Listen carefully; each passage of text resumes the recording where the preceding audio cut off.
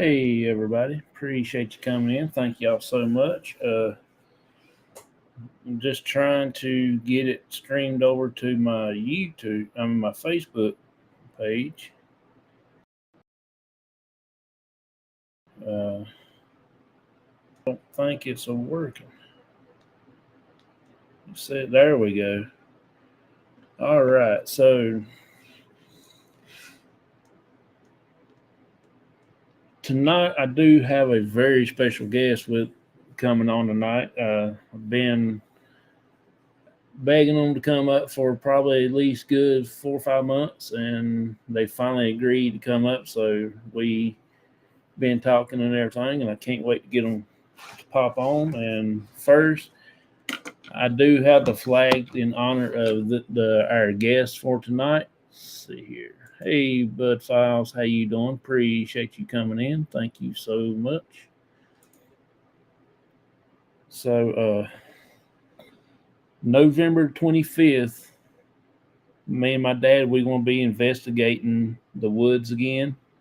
We have been, and then the 29th, we will be investigating a new set of woods. So it's going to be one of those end of the month specials, towards the end of this month is going to be pretty cool. Good afternoon, cops and Spirit Brothers. Appreciate you coming in, Myers. Thank you so much, buddy. The other night at the investigation that we did Friday, it was really pretty cool. I mean, we done a little spirit session there with Myers Paranormal and try to see what the spirit talker that he was using compared to my spirit box, and we was trying to see if we can't get the same thing. And whatever he told me, I was asking them and see if we could get the answers and stuff like that to try to prove that the spirits does go back and forth, and I think we did get a few cool responses coming out. So that is one of the things that we've been wanting to try to do for a while, and we finally got it done last night. But we will be doing it again probably on the 25th, because we're going to go back to the same set of woods. And then on the 29th, we will be doing a new set. So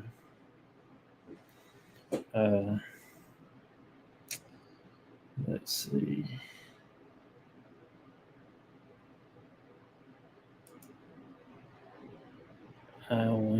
It went pretty well, I think. Oh yeah, I think it did too. I believe we had some really good responses at several different times, So yeah, I do believe that it will be on the next one that we will try to do the same thing again. Oh, come on. There we go. So the new set of woods is a little bit more different.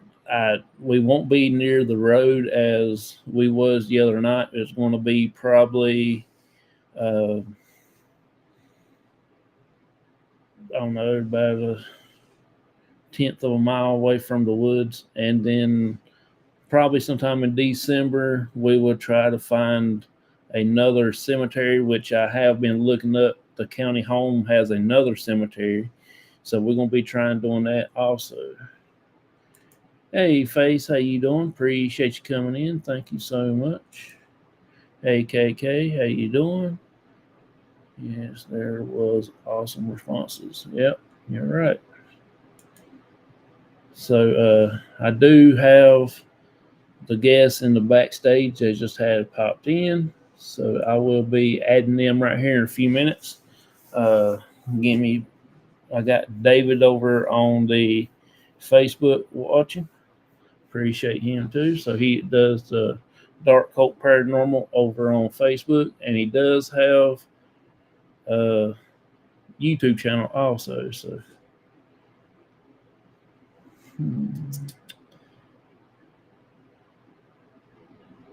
give me a minute here. So let me find it. Hey, how y'all doing? Hey, bud. Hi, Jonathan. Hey. How you doing? Thanks for having us on. Oh, no problem. Thanks for y'all accepting it. Yeah, that's cool, man. I like the background banner there. Yeah, it's That's pretty cool. In honor of y'all. Appreciate that, Jonathan. Thank you. How are you doing? All right? I'm doing pretty good. How about yourselves? Yeah, pretty good. Pretty good. All good. So the only thing that we can't see right now, because of the way that we've got the mobile set up, is the chat.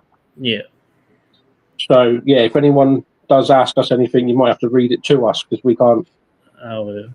We can't see them. I'll try my best. But hey, everyone. Anyway, thank you. Hi, guys. So it's cool. It's just going to be a basic interview, so I'll just ask y'all some simple questions, and you can answer them the best way you can, or you can just answer them however you want to. Okay. So tell us a little bit about yourselves a little bit. So, what, you just want to know personally about us, or you want to know about Spirit Brothers? Just a little bit about you, how you got started into the. Oh, okay. So, it all started when I was very young, really. At my nan's house was very haunted. There was always stuff like things going on, and one that really stuck in my brain was one day we went to leave the house, and there was a top lock and a bottom lock, and as we went to leave, they both just went across for no reason. And then we even tried to move the locks, and they wouldn't physically move. And then all of a sudden, they just literally just went across, and then we was able to get out of the house. It was bizarre. That happened probably when I was about 10. And then ever since then, I've always just been a bit like, what the hell, you know, looked more into it and just got more and more into it as I got older. And then met main man here, and then we decided to get together and got a YouTube channel. So here we go. Here we are, should I say? Yeah. What about you? Yeah. So for me, obviously, I grew up in Southampton. So I grew up a little whiles away from Carl. But my first ever experience, I was probably in the ages of somewhere between 7 years old. No, probably actually more like 5 years old to around about 8 years old. And my first experience of the paranormal was a man would be stood at the back of my garden every single night without fail. And he had his suit on, and he had a top hat, like proper 60s English style looking gentleman. And he used to walk up through the garden, and then he used to come up the stairs in our house and stand right outside my bedroom door. He never said it. He never said a single word. He never smiled. He never giggled. Like, it was just a plain facial expression. And that was my first real thought of the paranormal. And I think subconsciously, it's kind of just led on from there as I've got older, because I've had several sightings, should we say, since then. But that's kind of what got me hooked on the paranormal, was from a very young age, from my very first experience. And I just kind of grew up watching the paranormal on the TV. Yeah. And I always thought to myself, I would love to go and do an investigation with someone one day, like even if I just got to do it the once. Never in my wildest dreams did I ever think that I would actually be a paranormal investigator and go into research it myself. But yeah, that was my first experience, and that's kind of what led me into where I am now. And I'm not sure why, because the spirit that was in my house when I was a child never showed themselves to my parents. They never showed themselves to anybody else. It was literally just me. So I think at the beginning, my parents maybe thought that I just had a bit of a vivid imagination and stuff like that, and I was just having quite vivid dreams and stuff. But it just wasn't the case. I knew, you kind of know, don't you? Yeah. And they kind of thought maybe I was like asleep but awake, like sleepwalking, but sleep visualizing stuff. But I was fully aware and awake. So yeah, that's me. Pretty cool. Well, that answered that question. So, I mean, how long have you been doing the paranormal investigation as a group, as a team? So me and Carl have both been together now doing the paranormal for approximately, I would say, just a little over 2 years. Yeah, I think so. I think our very first investigation together, we went as a group. So that's the Ancient Ram Inn. That was 2 years That was ago. 2 years ago, but we went to Shepton Mallet before that and didn't film anything. No, that's right.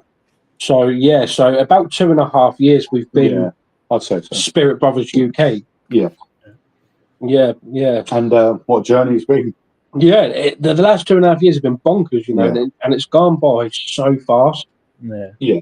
Like when you think of the things that we have caught, it blows my mind. Yeah, because I remember being young, watching the TV, and people catching that and thinking, "Oh my God, that's amazing! How do they do that?"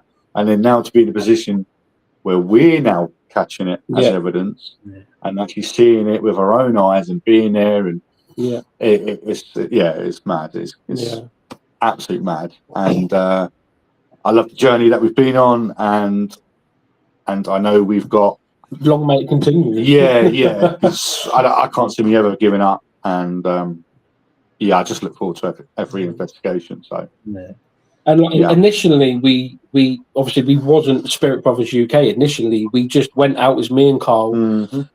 We went to a very, very haunted prison, and we kind of just tagged along with another group. So we bought tickets to that event. And we kind of just fell in love with it. And I remember driving back home that night, we had a conversation about, you know, why don't we do it? Why don't we film? Why don't we try and push out content? Well, it was just, let's show people what we catch, wasn't it? Yeah, like, because we knew that we wanted to go on more. Yeah. Oh, Shah says it's been 3 years. So, yeah. Oh, right. Okay, 3 years. 3 years then. But so, yeah, we wanted to kind of be like, because when we went to that prison, we was like, that was amazing, that was fantastic. Like, it blew my mind. Obviously, Carl had done a few locations before me. He's been doing it a hell of a lot longer than what I have. Yeah. But when I got to do that first investigation with Carl, it's like a drug, and it just pulls you in. It's like crack. As soon as you take it once, you want to take it again, and so that's how I just loved it. And we were just like, why don't we do it? Why don't we go and do our stuff and film it? And then it was kind of, what we're going to call ourselves, you know? Is it just going to be Daz and Carl, or Carl and Daz? It's a bit boring. Yeah. Go ahead. But because we're kind of like family, in it, you know, we get on like brothers, don't we? Yeah, we're like brothers. We thought, well, we're interested in the spirits and ghosts, and so Daz just put 2 and 2 together, and here we are, Spirit Brothers UK. So yeah, that's cool. So how did y'all two meet to start the? So your wife, isn't it? Yeah. So yeah, my wife is family members with Carl's girlfriend. Which is the lady that's just popped up in the chat there, Charlene. That's Carl's better half. That's my children's auntie. Yeah. So this is Uncle Carl. And yeah, we just we kind of like, the first time we ever met, it was just kind of like, it was a bit surreal because we're both into football, although he supports a crap team. Yeah. We're both into football. We're both we're both into Formula One. We're both into paranormal. It's what we were meant to be. Yeah, it was like, it really was. So it's great, and we absolutely love it, don't we? Yeah, 100%. Yeah, absolutely love it. So, but yeah. That's Yeah, pretty. that's how we met. Basically, it was just through family, and Yes. I wouldn't have it any other way. I couldn't imagine doing this with anyone. Like, Mm. I went and done a solo investigation, as everyone's aware of, about a month, maybe 2 months ago now, Yeah. and it felt weird. It does. Like, it felt weird Mm. not being there on my own. Like, I could handle that. It was being there without Carl. Mm. Yeah. You know, it was like, Somebody's got your back. yeah, and- it's like, and stuff. where is he? Like, it's just a bit like, you know, it was a bit horrible, but Same with my dad. yeah, My dad's not there. It feels the same way. yeah, exactly. So you understand, you know, it's horrible feeling. Mm. Hey, She Spins, how you doing? Appreciate you coming. Let's see.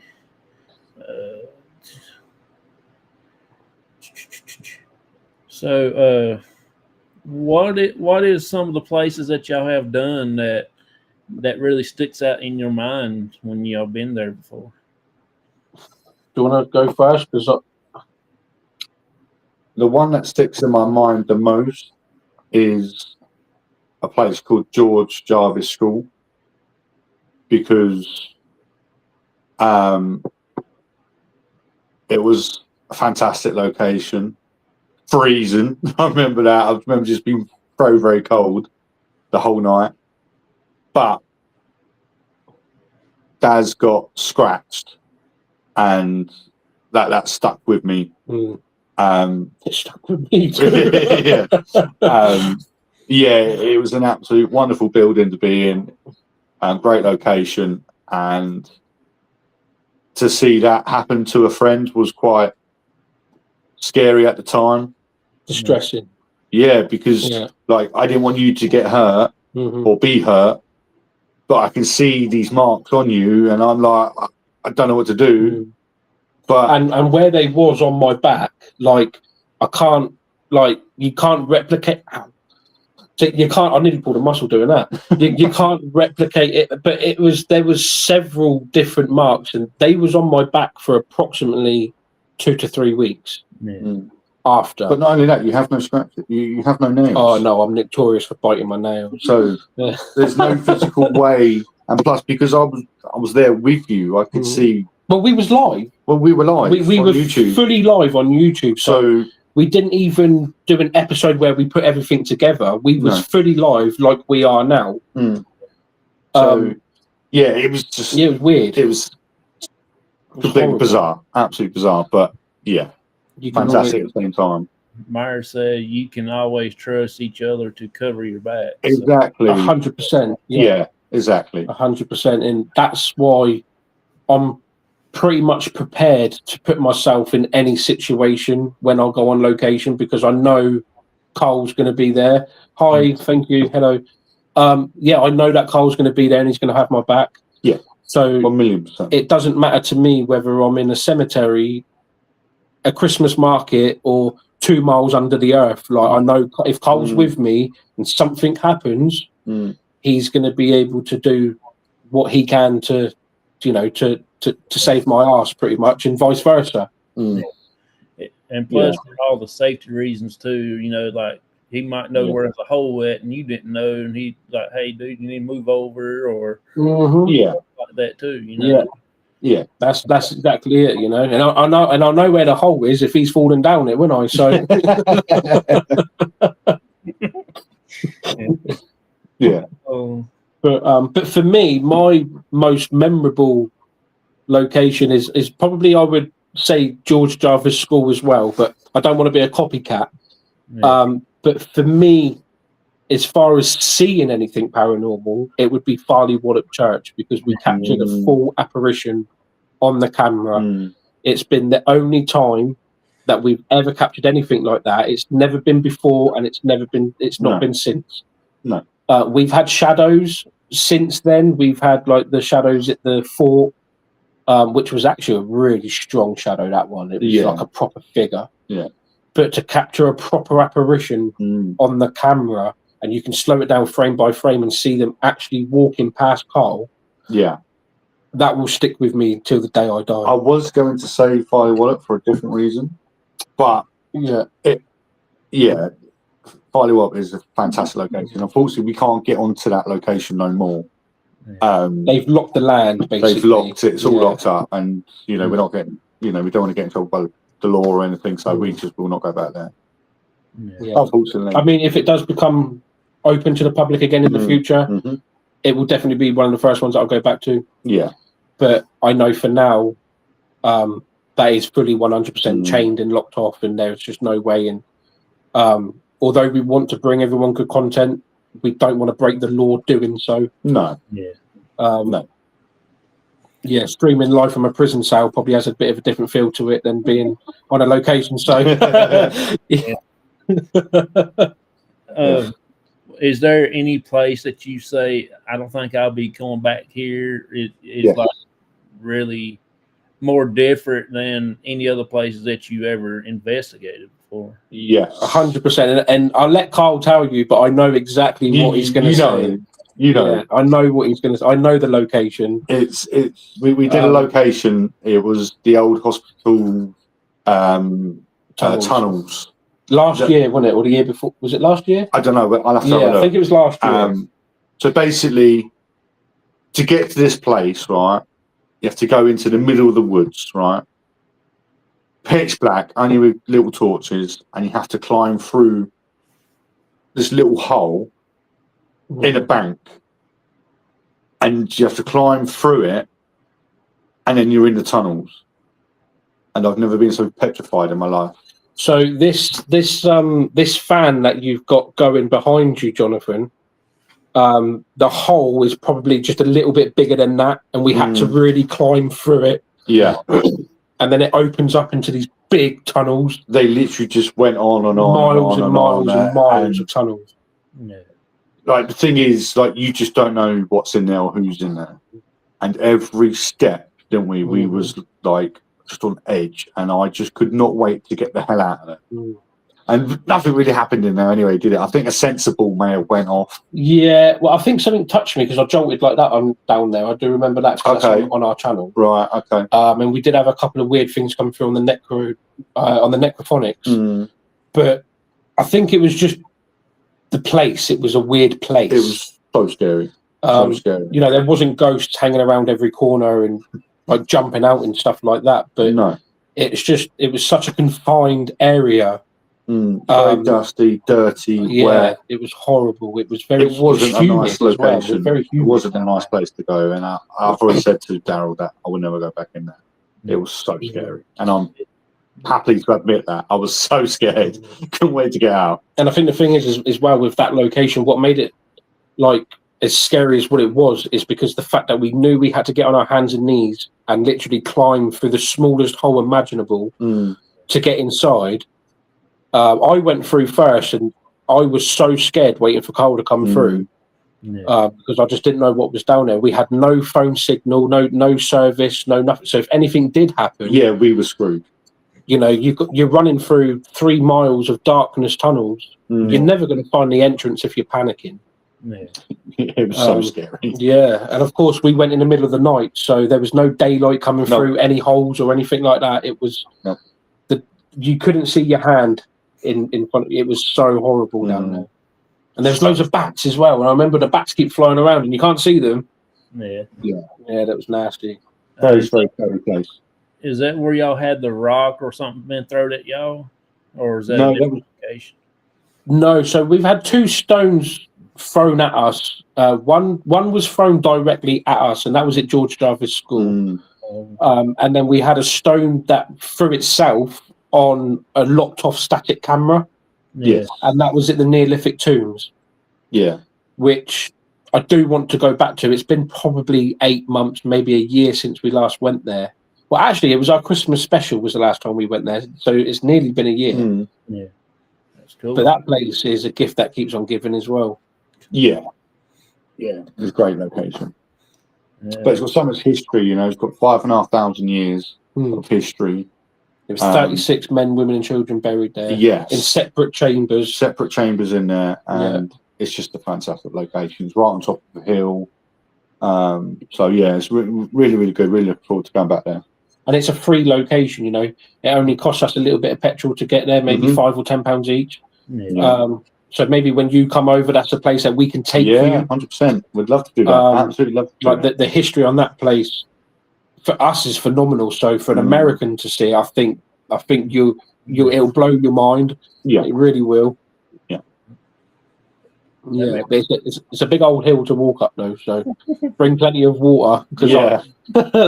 That'd be pretty cool right there. Yeah. What is y'all's favorite piece of equipment that you've used? Ooh. Like that's a good question. If you're in the car and you have to get out and you don't see what you get and you just grab something, or what would you hope to get?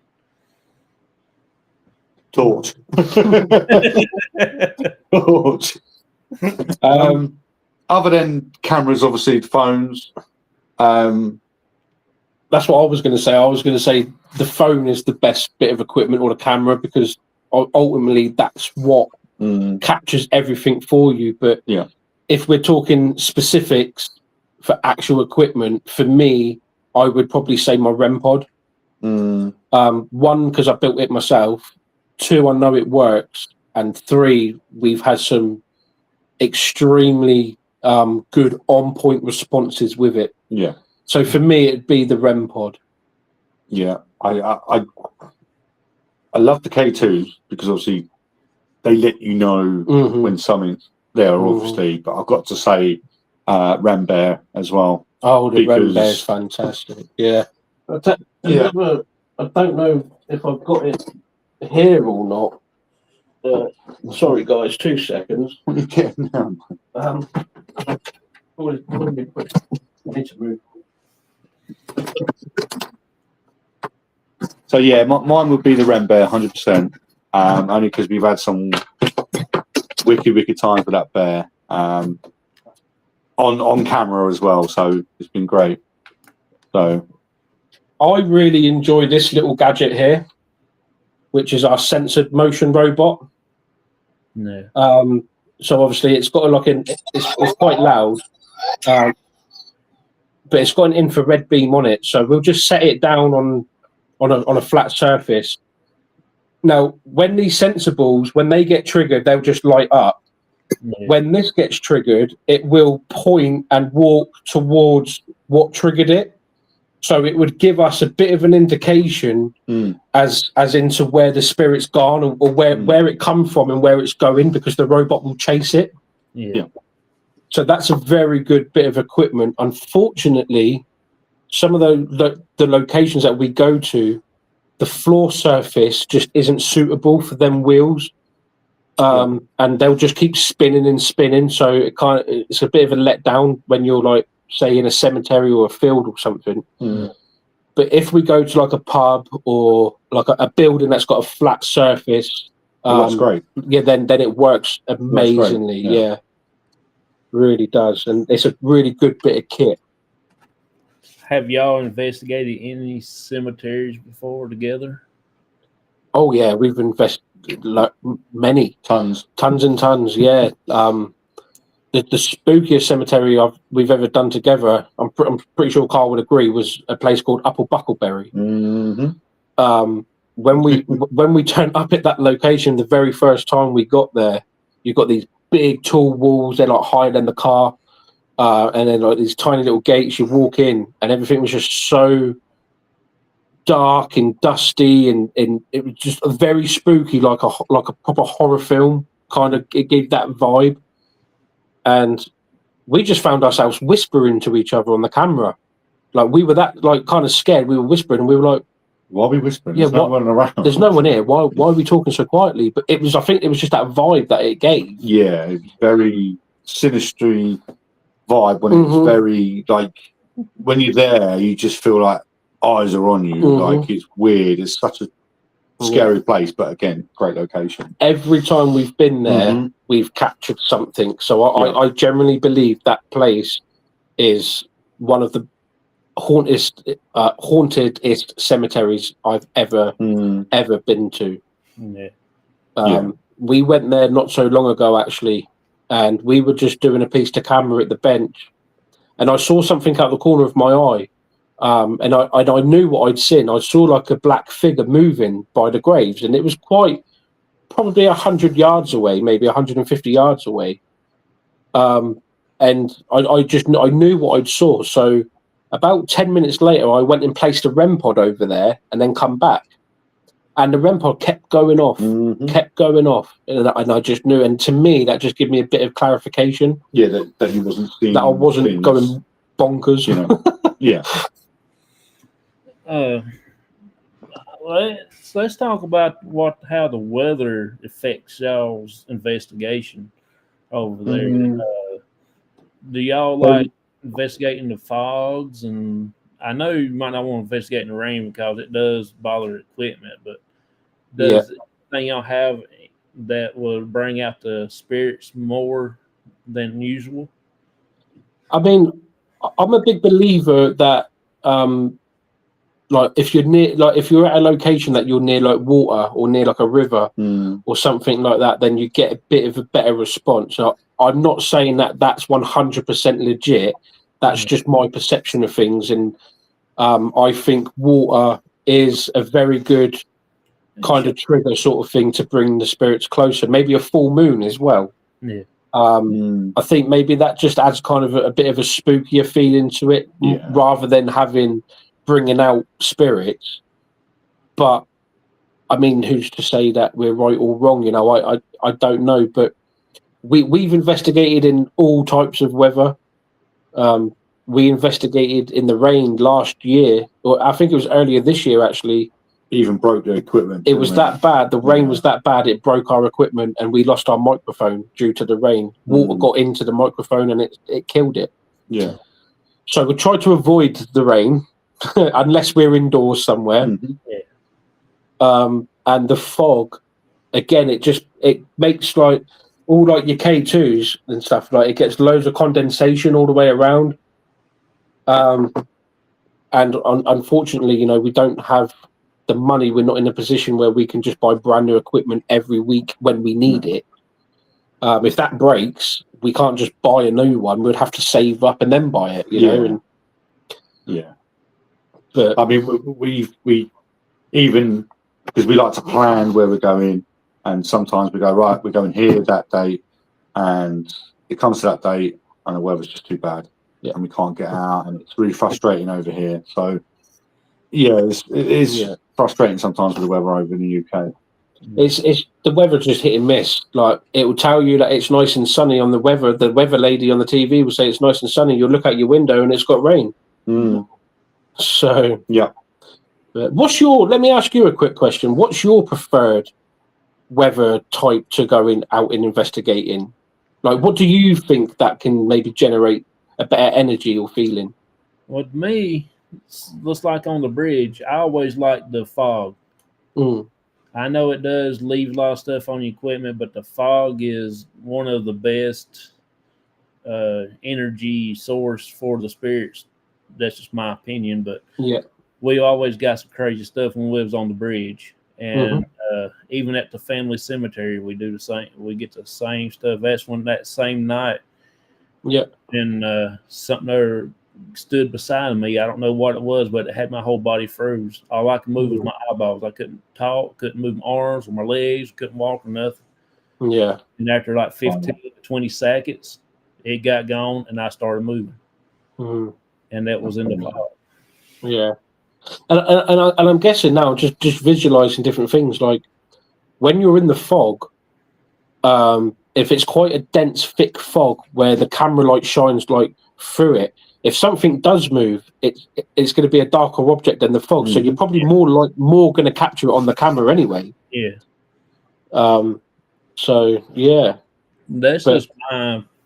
what I like to do. That, and especially when the full moon is out, also too, and then hit that fog. Good gracious, man! It'll make your baby naked.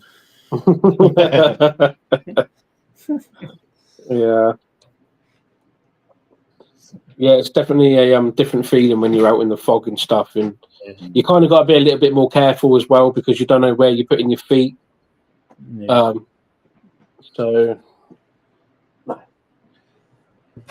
Let's see here. have y'all have any? Well, let's say this: if you had a place already paid for, and they said, "Hey, y'all can come or pick wherever y'all want to go," and it's already been paid for, where would y'all like to investigate? Oh, Great Already question. paid for, you ain't got to worry about it. Just go what, in the UK or anywhere in the world? anywhere in the world. Oh, Jesus Oh, Christ! How long have we got? Yeah, yeah. How long's this show? Because this could take a while. I really don't know, but off the bat, I'm going to be sneaky and put two locations in. That's right. One would be here in the UK, and that would be the hospital up in Liverpool, Newisham Park Hospital. Mhm. If that place could be paid for me and I could go there, I'll be in the car now. The other place that I would like to visit would be, now, correct me if I'm saying this wrong, but Waverley Hills Sanatorium. Yeah, you're right. That place, because I've watched countless documentaries about that place, and if I could ever get the chance to visit there, all expenses paid, I'd be at the airport in the morning. 100%. That place is epic, and it's so big. There's like, what, 2,000 rooms there or something? Yeah. It's like one of the biggest mental park hospitals in the world. I would love to go there. Yeah, Waverley Hill Sanitarium, however they say it over there. I think that was a tuberculosis hospital. Right. All the tuberculosis Okay. people up there, and because back then they said the higher altitude will help with their whatever their coughing or stuff, whatever tuberculosis is, and it did help some, but it didn't help everybody. It just wasn't the best medicine, and if you go around, they say if you go outside around that place, there's still like medical instruments laying out in the ground, tools and all kinds of that. Yeah, well, the things that I've seen and read about it, it's kind of everyone just left one day and everything just got left behind. And apart from a few objects that might have been stolen over the years, the vast majority of it is still there in that building. And I'm a big believer that spirits can attach themselves to certain objects. Now, if someone there who was going through whatever condition they were going through, and we've got to remember and take into consideration that the treatments back then were extremely different to what they are now. It was almost like you're being punished back then as a treatment. So the pain and the heartache that then people must have gone through, I mean, I don't even really want to imagine how brutal it was for them. Yeah, that place would be on my top two, and if not top one in the world to go to. What about you? So recently I found out through a family that my family's friend owns a mental health mental hospital asylum, hospice, or something. Mental asylum. Mental asylum. That's it. Not too well. Couple of hour drive from us. So they originally brought the land with the old mental asylum. They plan to knock it down and then build like houses and flats. But they got told they're not allowed to knock it down because it's so old. So now they open it up to people like me and Daz and yourself, so we can go in and investigate there. And apparently it's meant to be really, really scary. And so that's probably going to be my place, to be honest, because I can't really think of anywhere. Like, because there's so many locations, I can't think of one. But now I've been told through a family member about that, and it's so close to us. I'm going to say that. Well, even like 30 East Drive over here, there's a place called Pontefract. It's called 30 East Drive, and there's a really famous film about that place. They do say that it's been investigated millions of times, that the spirits probably will never even come through to you anymore. But because it's so well documented in the paranormal world, I would like to just say that I've been there and tick it off my list as it was. Yeah. Mhm. So that's another place. But I could sit here all night and talk locations. Yeah, Um, it's very difficult. Like I said, I would have to think for a long time. Um, Yeah, and I'm sure there's spookier places in the world that I haven't mentioned, but for me, Waverley Hills, that is like the creme de la creme. That is the cherry on the cake. I would love to go there. who knows? Yeah, who knows? One day. One day. Yeah, Fingers crossed. One day. When we go over and see Jonathan, he can drive us up there. Yeah, you know? Can't wait for that. Yeah, I remember when I investigated my first sanatorium. That was pretty wild. Mm. We went to St. Albans Sanatorium in Radford, Virginia. Yeah, as soon as you walk through the door of that place, you done start feeling eyeballs, and you done feeling something where it's like done come rubbing all over you, touching you, trying to figure out what you is and everything. Oh God! Yeah, it's sounds amazing. That place. I do know that there was like a hanging in there. They found a baby in a jar in the wall where a girl had got pregnant from one of the workers there. Yeah, or something like that. And that's messed up. Yeah, Right. and she kept it in a jar. It was stillborn. She kept it in a jar and kept it in the wall. And they finally found it, and they took it away from her, and that got her more in her head messed up. And then she hung herself, what they call suicide bathroom. Yeah. And if you go into the bathroom and sit down in the tub and you start doing something, or I can't remember what it was, like singing a song or something, and you can feel the whole tub just start to shake like that. Yeah. Yeah. It's like, and this is a concrete tub in the floor built up with a slab of concrete around it with So it shouldn't be able to shake. tiled up, and the whole room stuff just shakes. It sits there and just shakes. Yeah. Yeah. Well, this is why I want to go and do Newisham Park Hospital, because they've still got the original slab where they put the dead bodies on, and the original tray still there, and it does still work. Yeah. So you can lay on it, and then Carl can push me into the wall, sort of thing, and I can just lay there and then up and lock it, and then walk out. Do some stuff. And I would love to just have a little whirl on that and lay there for 10, 20 minutes on my own with a REM pod or something, whatever could fit in there with me. I think that's where my cousin stayed in that time. When I think they went to Waverly Hills, and they still had the morgue, the freezer, where they stock bodies in. And she actually got down in that and laid down, and they shut her up. She had a REM pod, not REM pod, but a recorder and something else, maybe the REM pod or something in there with her. Yeah. I don't know. She's very brave. But I'd love to do something like that. That'd be awesome. And it'd make good content as well. It would, yeah. I'll say you'll get you babies born bow-legged, that's for sure. The only worry I've got is I'll lay on it, Carl will push me in, and he'll bugger off to McDonald's or something. Looking at that one, mate. Yeah. You know, won't get no interference with your investigation. Oh yeah, definitely. But we got smell burgers. Cole's just sat there giggling, rustling. It's me opening the burger. Yeah. Oh yeah. No, that would be awesome if we could go and do something like that. Yeah. So what about you, Jonathan? If you had anywhere you can go anywhere in the world, where would you go and investigate? I want to go to the Hellfire Caves, where I want to go. Oh yeah. Okay. Yeah. Where are they based? It's over in y'all's neck of the woods somewhere. Oh, the Hellfire Caves. I think they're up in Wales. Yeah.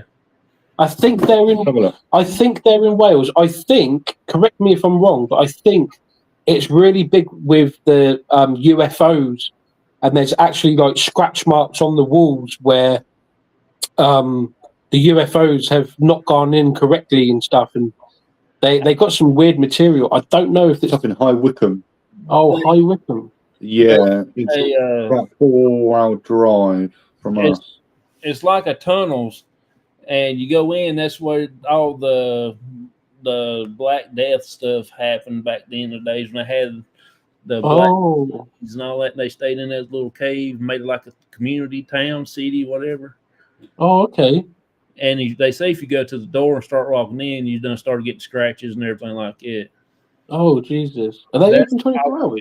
No, Oh, no, it's Yeah, shuts at 10 p.m. the caves that I'm on about then, they're definitely in Wales. You might have to do like a little bit of a Google research. Maybe if May's in there, Google May, she can do a little research Google. But I think if you type in like the UFO caves in Wales, it brings it up and stuff like that. But yeah. Those caves are only open 2 days a week, Oh, are they? Saturday and Sunday. Yeah, Oh, maybe we can go there one day. 10 till 5. Ooh. That's it. Yeah. It's just one of them places that you can go. I think it's like a museum in there too now or something. But it's got so much really dark history. Taps went over there and done it. Yeah. Yeah. Okay. That's what I want to go check them out. Yeah. That'd be pretty cool.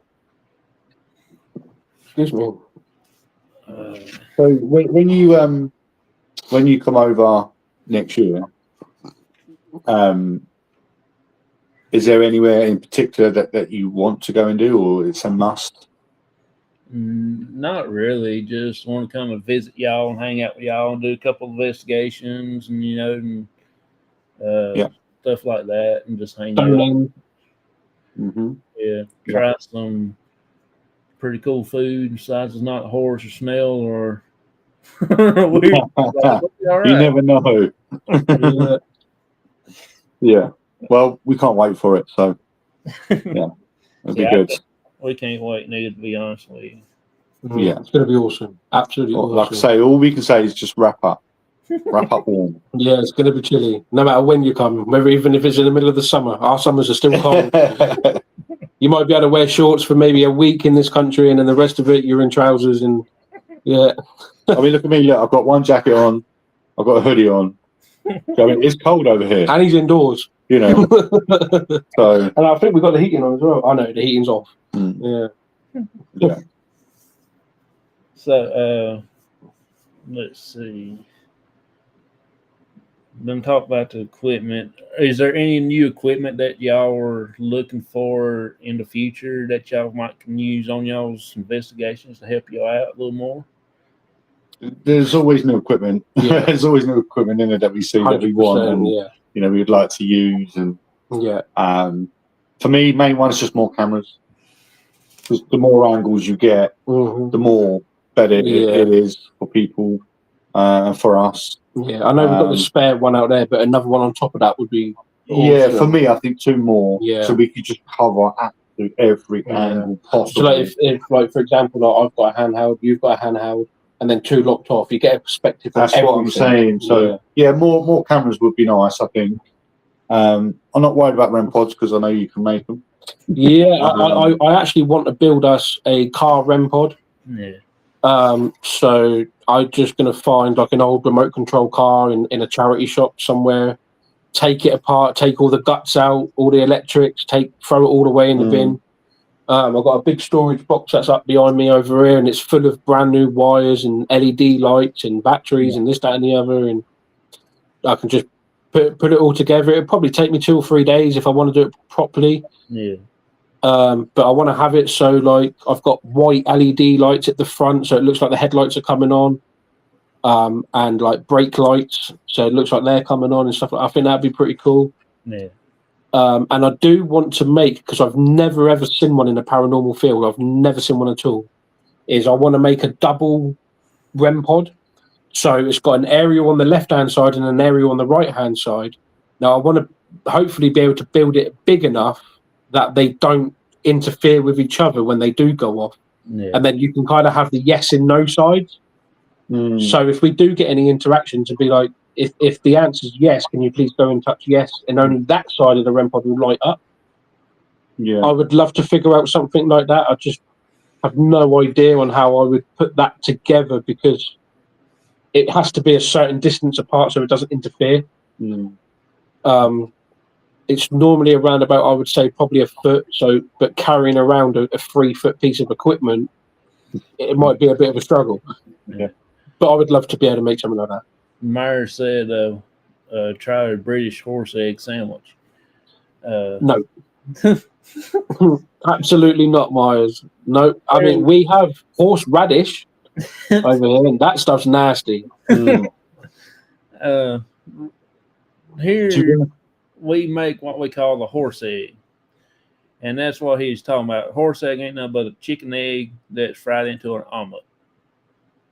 So it's just an omelet. It's just an omelet. That's what we call it, an omelet. When my dad was in the service, he used to cook for all the soldiers. Okay. And that was one of the things. They made eggs, so they make one great big giant egg, and they say it's a horse egg. So that catched on, and that's right. Yeah. Okay. That makes sense now. I had one person not too long ago ask me, "Did horses really lay an egg?" They do, don't they? I never responded back to them because that's just a different level. I'd have deleted them from my life forever. You couldn't tell, "Hey Liz, how you doing? Appreciate you coming in. Thank you so much." But yeah, so every time you see a horse egg or hear us talk about a horse egg, it's nothing but just a big fat omelet that's fried out. Okay. Well, if I ever see a horse in a field laying an egg, I will definitely video it. We'll let you know. But yeah, that's how it come about. So it's just a big old omelet. Big old egg. That's all it is. So yeah, that's what that's about. I would actually, whilst you're on the subject of eggs, I know it's not the paranormal, but I would like to try an ostrich egg. Like, because there's some big ass eggs. And if you want to make an omelette out of that, you need to be using an ostrich egg. That'll feed the family for a week. Yeah. Let's see. Favorite pizza plant. Done talked about that.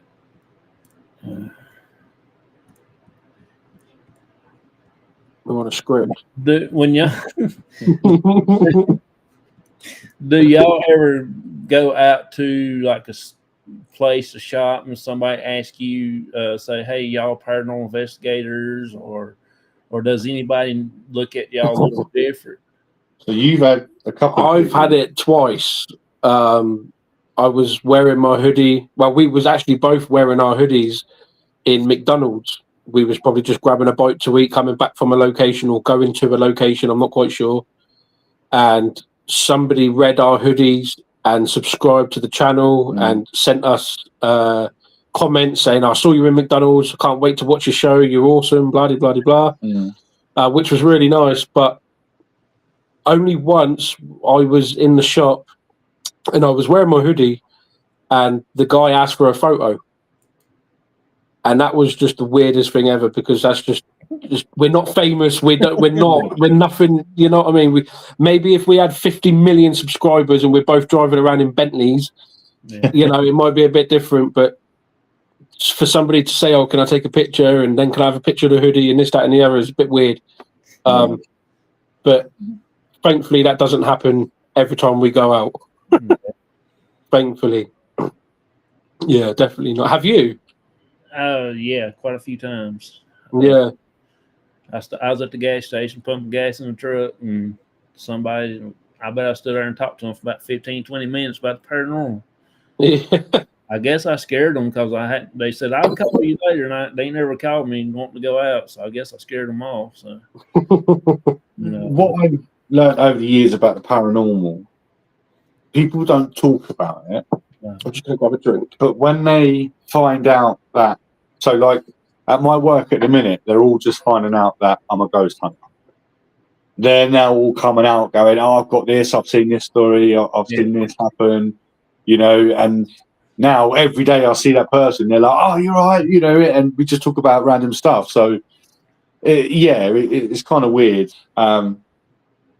But yeah, it's I hope that more and more people get into paranormal, because so many people, they don't talk about it, but they've had stuff happen. You know? I think some people are scared to talk about the paranormal. Yeah. And I think the people that don't believe that it's real, that are kind of skeptic, they're either people who have never experienced it, and that's exactly the reason why they don't believe it. Yeah. Or they have experienced it and it scared them silly to the point where they don't want to have any more dealings with it, which is understandable if they're coming from that aspect. But I think the majority of the world are under the illusion that because they've never seen it, it's not real. Yeah, yeah. But then there could be somebody sat, let's take Myers, for example. Sorry, Myers, I'm going to use you here. So Myers is sat at home now on his computer or on his phone talking to us on YouTube. Now, I don't know whether he's real or not because I've never seen him. But it doesn't mean that he's not real, so it's one of them.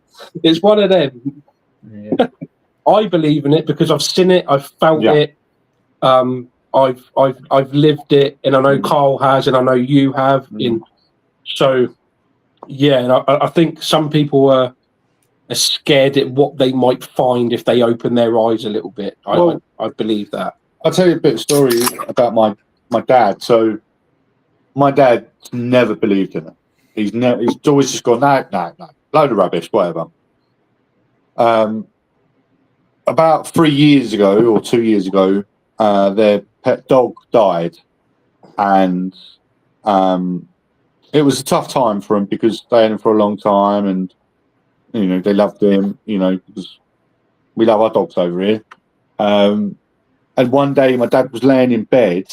Now, when the dog was alive, he used to lay down by my dad by his side of the bed, and my dad said he turned over. But yeah, he rolled over, and my dad said, "I can smell Rocco.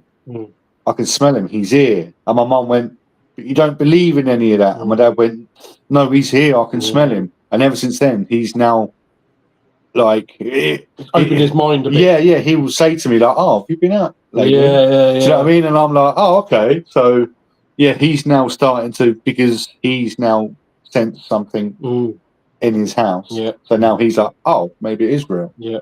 So yeah, that's pretty cool. that's really medical. Yeah, it's awesome. And I will never forcefully tell someone what they have to believe in.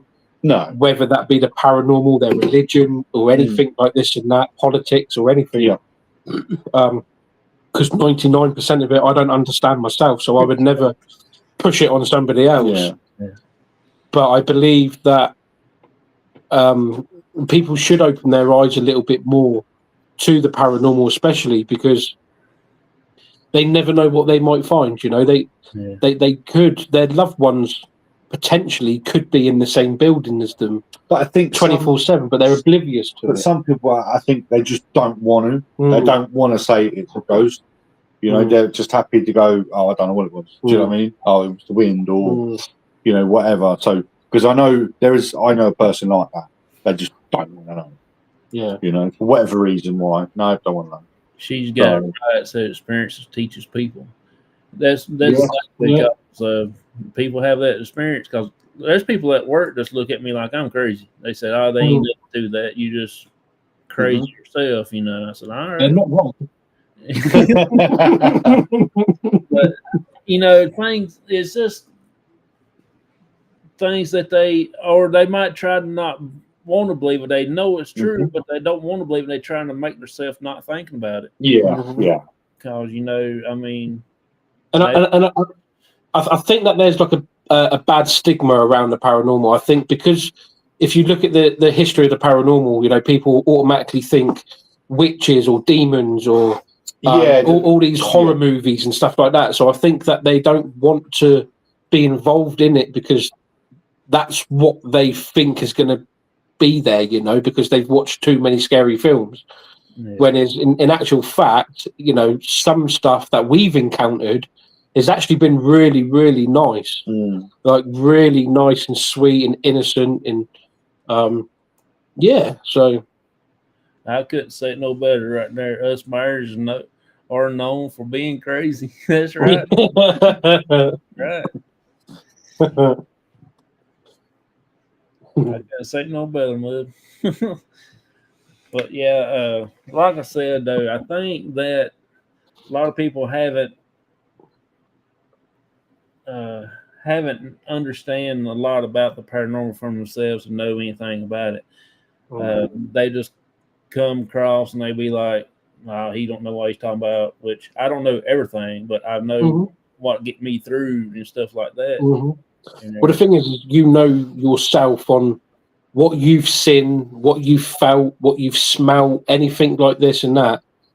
So all I can say is, just stay true to what you believe in, and it really doesn't matter whether someone else believes it or they don't.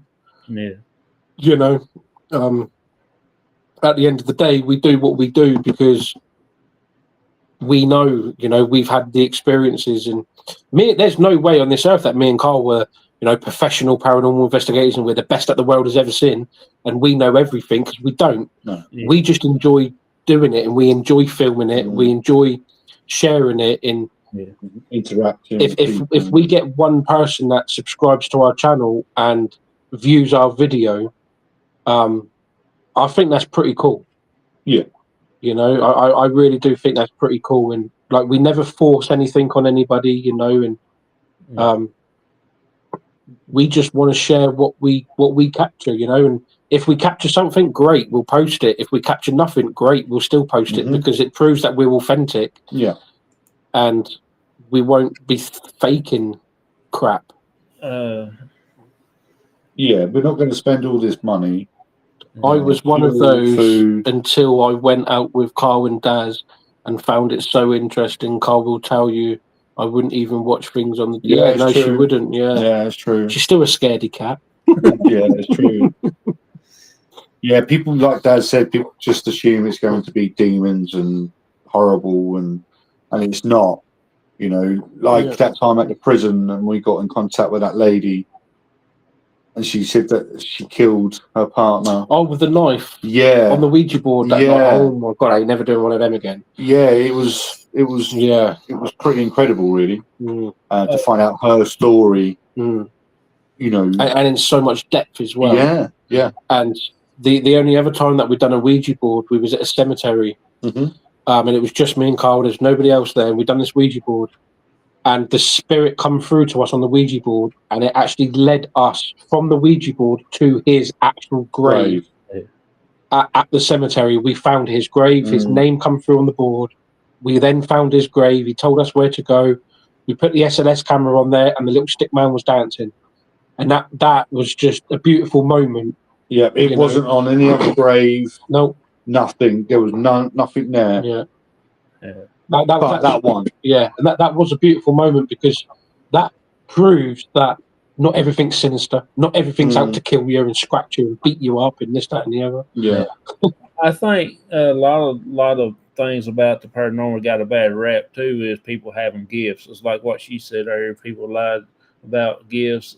They don't have made it worse too, Yeah, like me and Daz, we have no gifts whatsoever, do we? No, I mean, every now and again I'll get a weird name pop into my head for whatever reason. When we're on location, and I'm not sure why. It doesn't happen to me when I'm at home. It just happens to me when I'm out.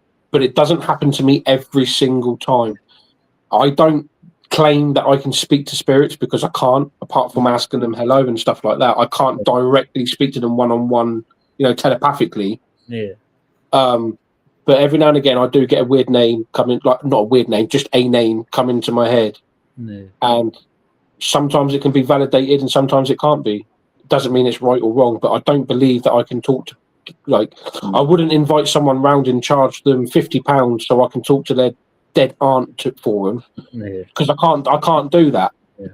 Yeah. I wish I could. It'd make my life a little bit easier, but I can't, and I won't fake it. Like, there is a lot of people out there who fake.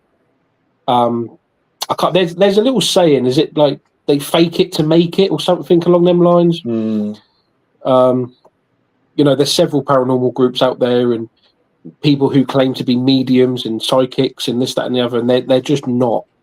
It's all done for either entertainment purposes or for them to make a quick buck. Yeah. Meyer said, I really enjoy when folks like yourselves find evidence and point it out. It makes it that much more authentic. Yeah, 100% Myers, and that's what me and Cole, and Jonathan, we're all in the same boat.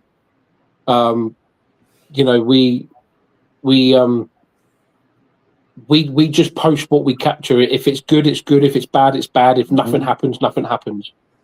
You watch some of these paranormal shows, and every location they get the most amazing evidence ever, and it's probably because 90% of it's staged. Yeah. And that's why when it comes up on the TV screen, it says for entertainment purposes only. Yeah. Because it could be fake. So if they get caught out for anything, they're not liable for any prosecution. Yeah.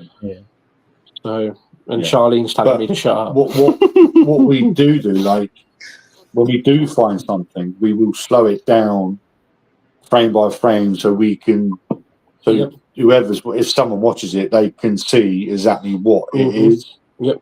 So that's what I enjoy, is when we catch something and then someone will say, "Oh my God, that's an amazing find," or it just makes us. It just makes me feel like it's worth going out. Yeah, snap. Like, I don't care if we get 1 million subscribers or 1 million views. It's just them nice little comments. Yeah. It means the world all to worthwhile. us. Yeah.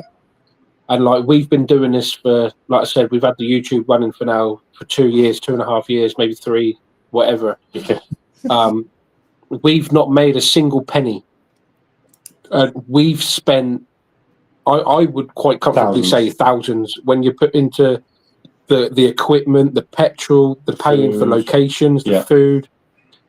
We've probably spent a couple of £1,000 and we've not made a single penny. And I don't care about that. I really, I know people be sat at home going, "Oh, you do care," but I generally don't. And that's why if I cared, I would have give up on the second season when we didn't make anything and think, well, this is pointless. But I do it because, and I know we do it because we just enjoy it. Yeah. And even if we shut the YouTube channel down, if we shut the YouTube channel down tomorrow, I can safely say we would still go out filming next week. We just wouldn't be posting for anyone. Absolutely. So, absolutely. Yeah, I will have to be dead when I give this game up.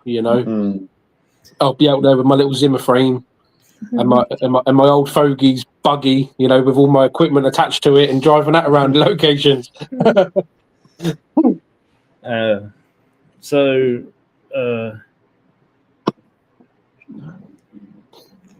Where will y'all see Spirit Brothers in the next 5 years? I mean, are y'all going to start doing a lot more traveling? Well, hopefully in 5 years we would travel the world and we'd be multimillionaires. And no, I'm joking. I really don't know. It's quite a tough question to answer. I would like to think that we're both still doing it. I would like to think that we've both still got each other's back in 5 years' time as much as we have now, if not stronger. Yeah, it should be stronger. And I just want to keep doing it. In 5 years' time, I would like to think that we're just exactly the same as what we are now. Yeah. And even I don't know what the word I'm trying to look for. I don't want anything to change. Like some of these paranormal groups, they'll get noticed by a couple of people maybe, and then they'll get offered contracts, and then they'll go on to bigger and better things. Then they'll have TV shows and stuff like this and that. And I think that just changes. That does definitely change them. I noticed that when I was watching a paranormal group. He's now in Hollywood. Yes. Yeah. But I couldn't think of where they were from. They were up near Liverpool. Yeah. It's a paranormal group. I don't want to name and shame, so I won't name and shame. No. But they was on YouTube doing their YouTube stuff. They got offered a big contract through their videos on YouTube, and then they went worldwide famous. They're now on all the TV channels here in the UK. They're on TV channels in America. And they've now pulled away from the paranormal and they're now doing acting in soaps and dramas on the TV and making movies and stuff. So it really did change them. The money kind of went to their head. The fame went to their head a bit. I don't want that to happen. I would rather not have any of that and just keep being me and Carl, and that is that. Maybe every now and again we can take our wives on location and girlfriends and friends and stuff, work colleagues or whatever it might be, and just keep it local and small.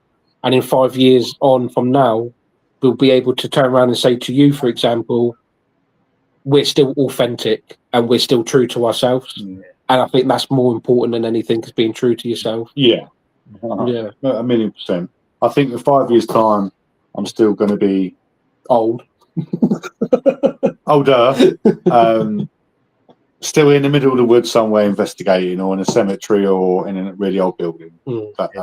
That's what I hope that we're still doing. So, hey, PW, how you doing? Appreciate you coming in. Hey, PW. But yeah, that's me. I've been thinking about here lately about my dad. He is 176 years old. So I've been thinking about what in the next couple of years, what's going to happen when he passes on. Is C.O.P.S still going to be a paranormal group? I don't know yet. Because I'm the only one right here that where I live at is in the C.O.P.S. I got 2 other members is down the road, probably about 30, 45 minutes. And they can't go out all the time with me. So I'll be going out by myself most of the time. I got 2 people in Virginia. They're my cousin and my aunt. So they're in the group. So we only get to see them every once so often. And then I got another team member in Missouri. So, she's about like 6, 7, 8 hours away. So it's kind of hard for me to get the whole team up. Yeah. And I think, without, going into it and talking too deeply about it, but, when that does happen, hopefully it won't be for another 10 years or so. But when that does happen, I think you need a bit of time to yourself, to before you sort of think about the future. But I think you've got a lot of people around you, like people like us, May, Windy, Myers, Sam TV, everyone that will be able to all come together and kind of help you out and keep the show on the road as it was. That's what I want to do. It's just I've been thinking about it for the last 2-3 months right here. It's been getting surreal, So that's what I've been thinking. So I just don't know if maybe you can go like C.O.P.S International or something, and we can sort of like do a location for you, sort of thing, and send you the footage and you post it on yours. It'd be like C.O.P.S abroad, or you never know, something like that. The internet's a beautiful thing. Yeah. So that's pretty much what I've been dealing with last couple. Because my dad, he is, like I said, he is 176, and he ain't gonna be here for long. So C.O.P.S, it's up on the fence right now. I don't know if I'll stop or if I keep going, but not as much as I'm doing now. So that's my 5-year period. Yeah. Well, whatever happens, like I personally hope and pray that you do stay, and you do keep making content and doing your talk shows and your drives in the morning and stuff like this and that, because people watch it, people interact with it, and you've been on a journey with this YouTube stuff, and now you're at the point now where you've got such a good community of people that come in every single week. Every single time you go live, really, and you hardly ever get any trolls or anything. Like maybe 1 or 2 a month, something like that. I've kicked out a couple for you before, but over C.O.P.S across the pond with Spirit Brothers. That's 100%. I do like that. Yeah, there you go. I like that. So, but it's. I hope that you do keep going. I really do. Even if it's just for my own personal benefit, so I can watch your investigations over there in America. C.O.P.S won't end once a C.O.P.S member, always a C.O.P member. I appreciate that. That's a nice thing to say. Yeah. Mm-hmm. So You can't stop. let's take a little 2-minute break so I'm gonna go get some soda pop and everything, Okay. and see a man about a dog, and we'll be right back. Yeah. Perfect. Okay.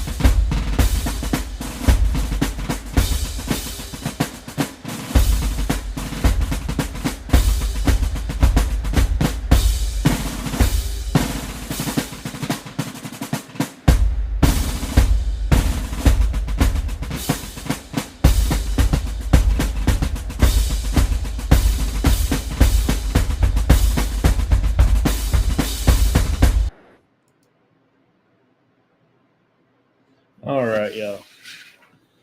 That was my Veterans Day video. Yeah, I like that. That was cool. This is our Veterans Day month, so I try to play that video as much as possible as I can to show our support to our veterans. Yeah. Well, we've just celebrated Remembrance Day. Day over here in the UK Mm-hmm. for all of our fallen soldiers. I think I did put out a little short video. You did. Just to basically say thank you, and that we don't Never forget. we never forget them, because I mean, let's be honest. If it wasn't for them men and women back then, we would not be here now. Yeah, that is a fact. And possibly talking a different language. Yeah, or if we were here, we'd be speaking German. Now, can you imagine what the world would be like if we were all Germans? Yeah. Maybe our football players might be able to bury a penalty, but the rest of it wouldn't be worth knowing. That'd be pretty cool right there. Yeah. Let's see. Says, well, thank you, Johnson. No problem. It's just I like to show here at C.O.P.S. we are patriots. I mean, we try to celebrate all of our veterans. It's my dad's veteran.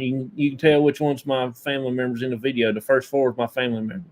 Yeah. My dad, my grandpa, that's my dad's dad, and my uncle, and then my uncle on my mom's side. So, but then you also served for your country as well as a firefighter. So, yeah, it's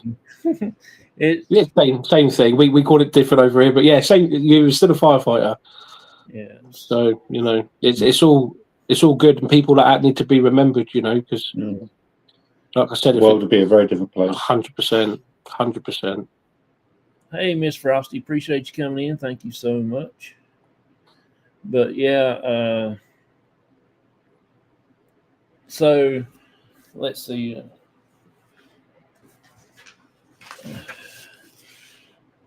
What was the big reason y'all decided to do the Spirit Brothers? I mean, did y'all just like sit down and say, hey, we're going to try this, see how it goes? Or yeah, well, we kind of got talking one day just out of a general conversation over at Carl's girlfriend's house. And we was just talking. We didn't know, did we, at all, that you was into it? You didn't know I was into it. Yeah, and we was just had a normal conversation, and we started talking about the paranormal, and Carl was like, yeah, I'm into it, and I was like, yeah, I'm into it. And then we was was like, let's do a location. Yeah, let's just go out and do somewhere. So I think if I remember correctly, my wife and Carl's girlfriend bought us both tickets, and we went and done an investigation. And it just kind of went from there, really. Like we was just hooked, and we worked well together on that one location. And I just thought to myself, this could work. And we just spoke about it and come up with the name Spirit Brothers, and the rest is history, really. But we never just. I didn't just go to Carl and say, right, we need to do this, and this, and let's do YouTube. And he never said it to me. It was just a general conversation that we both like horror films. We both like watching the paranormal. So it was like, why don't we try and live it a little bit, And so, and it kind of just took from there, really. I think it was just after COVID. I wish it was a couple of years before, because during lockdown, there was no one out and about. All the roads were empty, the motorways were empty, the shops were empty. We could have gone anywhere, and it would have been there would have been no one there to tell us otherwise. That's why it was here.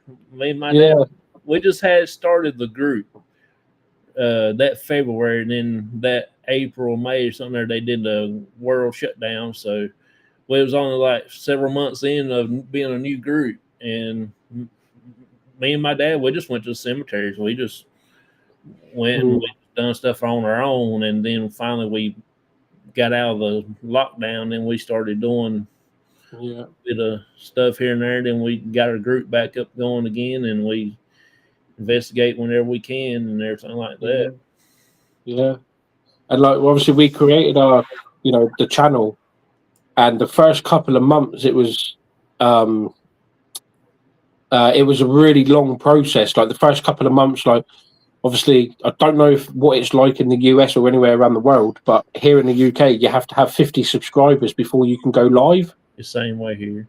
Oh, okay. Yeah. So the first couple of months it was literally just going out, doing a bit of filming, and then once we got that 50 subscriber mark and we was able to go live a little bit more, and like if the signal levels would allow us anyway. And then since then it's kind of taken off. Like it hasn't been like drastically fast. Like we haven't got tens of thousands of people. I think we're currently sat at like 1,200 and something. But for two lads from the south of England, I think that's pretty cool. It's pretty incredible. I think it is pretty cool. I never thought we would even reach 1,000, let alone having 1,200. Yeah. I never even thought we'd reach 500. Yeah. We're not doing it for that. No, that's it. I think that's why we're so surprised. Yeah, that so many people wanted to follow, like 1,200 people for us. Like it's incredible. We've got more people following us than what our local football team have, and they're like semi-professional people. Yeah. So it's like, why are they? I don't know. I'm grateful, and without them, the channel wouldn't be where it's at. But at the same time, I never thought in my wildest dreams we would pass 1,000 subscribers. No. Like Carl said, not even 500. I was so blessed when we reached 100 subscribers. That's so to reach that 1,000 mark, it blew my mind. Like I mean, I know that there's people out there who's got 15,000, 200,000, 200 million subscribers, whatever, but they're doing it for the money. Yeah.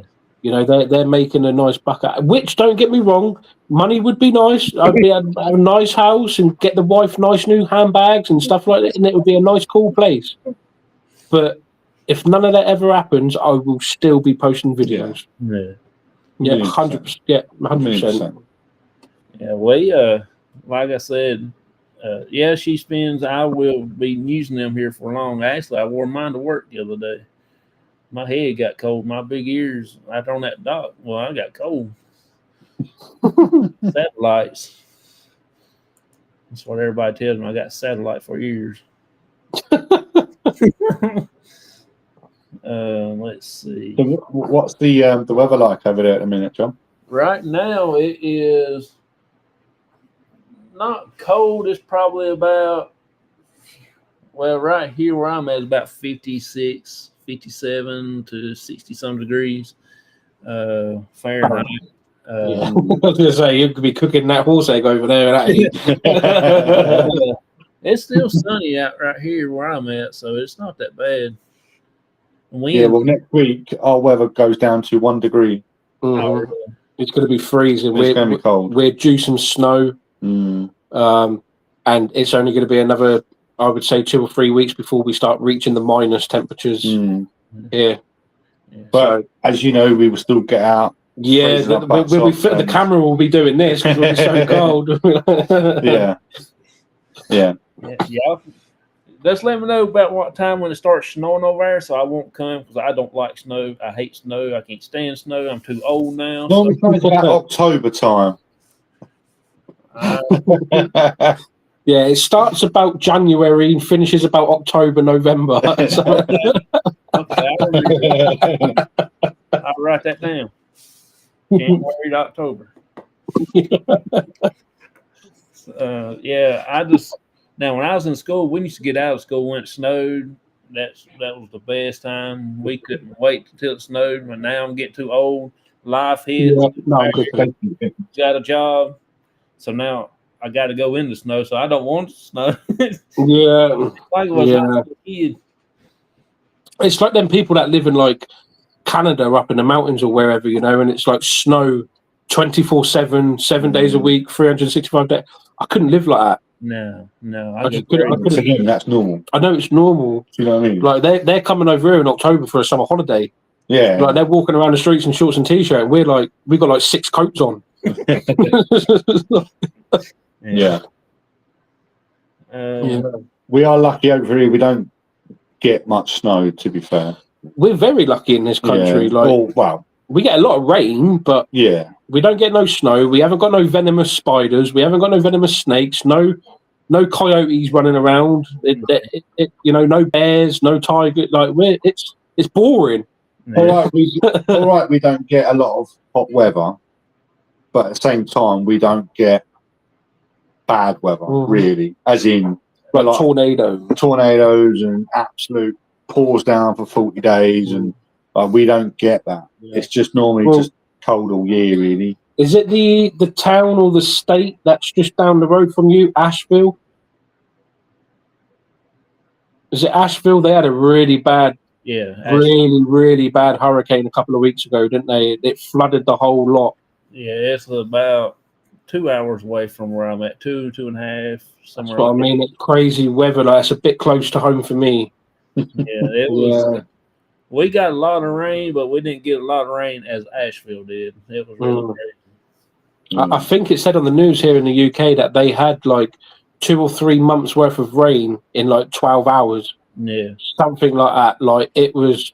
It looked like the ocean had gone over the town. Yeah, only thing you can see trucks, like proper semi trucks floating down a bloody road. Oh my god! Like 50-ton trucks. Have you seen it? No, not in Spain. I know it's in Spain. In Asheville, where he lives. Yeah, not too far. I mean, like I said, it's like 2 hours away, 2.5, according on what the traffic is. You get behind a slow paper or something other, but it was really close to home, and a lot of people came together, joined the forces and help out and stuff like that. But it really washed the roads out. I mean, there's like cliffs, roads gone. It's crazy. Yeah. We always kind of get the tail end of the.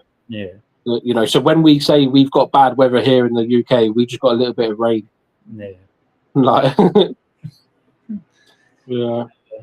I got a few more questions, and then we'll take some from the chat right quick, and then we'll get on out here so y'all can get ready for y'all's week and stuff like that. Yep, perfect.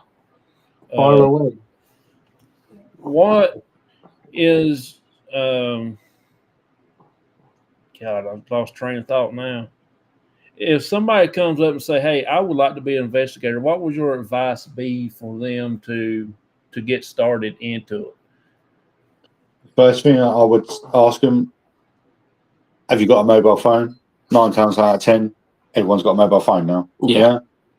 That's, for me, that's probably the best bit of equipment you can have, because that will catch things that you can't see. And if you don't have a lot of money, like you've already got your camera there because it's on your mobile. Yeah. Most mobile phones these days come with some sort of voice recorder built into it, so you can do EVPs. That's how we started. Yeah. My first bit of advice would be, if someone come up to me and said, I want to do it, but I don't know how, I would probably invite them, depending on who they are, I would probably invite them to come along with us. Yeah. Do like a trial thing, see if they actually like it, how they get on, because somebody could say, oh, I want to do it, I've always wanted to do it, I'm so excited, but then when they get there, it's not what they expect, or they get hypersensitive and so scared or something like that. And yeah, but I would say that they just need to kind of put all their energy and focus into it, because what you put in is what you're going to get back out. Yeah. You know, you put in 100% into your investigations and stuff, you're going to get 100%. So it's like out. Us.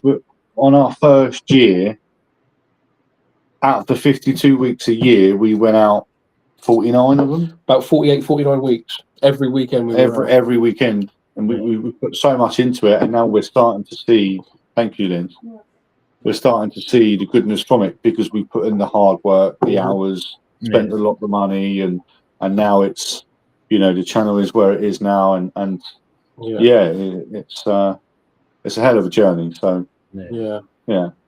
But yeah, I would just simply give the advice that they just need to give it a go, and they need to just focus and put their mind to it. And if you put your mind to something and you really do put your mind to it, anything's possible.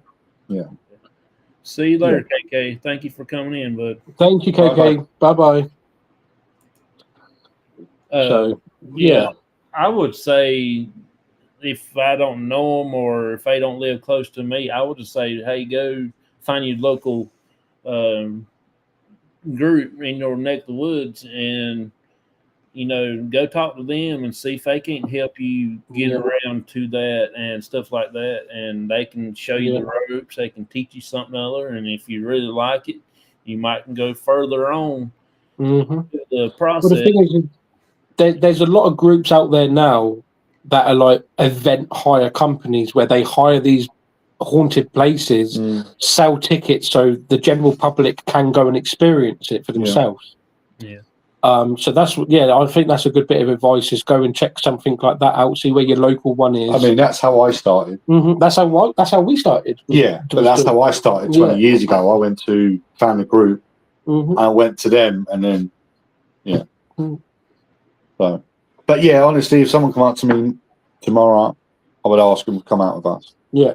That would probably be the first thing I'll say. So, yeah. Yeah, depending on who they are. Would you be interested in like investigating the Bermuda Triangle or stuff like that? Yes and no. Yes, because it's well documented around the world, and the amount of crazy stuff that's gone out there. Like that one army plane disappeared, and then they sent nine other airplanes to go and search for it, and they all disappeared. Yeah. So yes, because it's rich in history, but no, because I'd be scared I ain't coming back. Well, that's why I say I have me a rope. If someone could tie a bit of rope around me and pull me back out, yeah. Yeah. I wonder if you could take a drone and fly out there, and if it would make it back. If you have enough battery or range to. Yeah, I'm pretty sure that there are, because, you know, it's well documented, isn't it? So these people who have documented it, they have survived it. What it is out there, I don't know. Is it like a weird magnetic force that draws ships in and planes in and makes all their dials go weird? Yeah. Is it paranormal? Is it a portal? Is it, you know, some people say that they've seen UFOs and they go directly straight into the ocean. I don't know. But would I like to go there? Yes, I would. It would be a fantastic place to go and look. I would probably have a really good detailed map of the triangle, and I can just stay just on the edge and look in. Yeah. Have one of the big old long eye things you stick out there. Yeah, big old telescope. Yeah, that'll do me. Yeah. All right, let's take a question here. Myers has got a question for you. My question is, how do you balance home life and investigations? Have a child with special needs? Complicates things. Yeah. Yeah. I feel we're very lucky with the partners that we have.